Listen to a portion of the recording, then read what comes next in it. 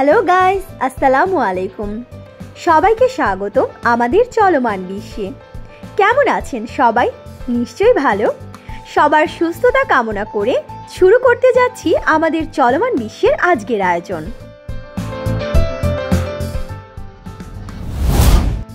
ছয় বছর আগে 2019 সালে চিত্রনায়িকা পপির বাসায় একটা ভয়াবহ দুর্ঘটনা ঘটে। সেদিন অনেক বড় অঙ্কের টাকা চুরি হয়। সেই ভয়াবহ দুর্ঘটনার সময় উদ্ভূত পরিস্থিতির কারণে বিয়ে করতে বাধ্য হন বলে জানিয়েছেন নায়িকা পপি। সম্প্রতি গণমাধ্যমে দেওয়া এক সাক্ষাৎকারে এই নায়িকা জানান, বিয়ে নিয়ে তার কোনো পরিকল্পনা ছিল না। সেই ভয়াবহ দুর্ঘটনার পরিপ্রেক্ষিতে থানায় জিডি করলে পরে তাকে রমনা থানায় ডাকা হয়। পপি বলেন, থানায় গিয়ে দেখলাম আমার ভাই বোনেরা। ঘটনাচক্রে জীবন নিয়ে আমি আতঙ্কিত হয়ে পড়ি। মনে হলো আমি কারো কাছে নিরাপদ নই। সেদিন আদনানকেও ডাকি। ফিল্মের কাজে সবার সঙ্গে মিশেছি ঠিকই, কিন্তু আপনজন কেউই ছিল না। বরাবরই আমি পরিবার অন্তঃপ্রাণ মানুষ, অথচ এই আমার কাছে পরিবারের সবাই অচেনা হয়ে গেল। সম্পত্তি ও টাকা পয়সা নিয়ে জটিলতা শুরু হয়। জটিলতার এই পুরো সময় আদনান আমাকে ছায়ার মতো আগলে রেখেছে। কোনো জটিলতাই আমাকে স্পর্শ করতে দেয়নি। আমার হাতটা শক্ত করে ধরে বলেছিল, আমি আছি, নো টেনশন।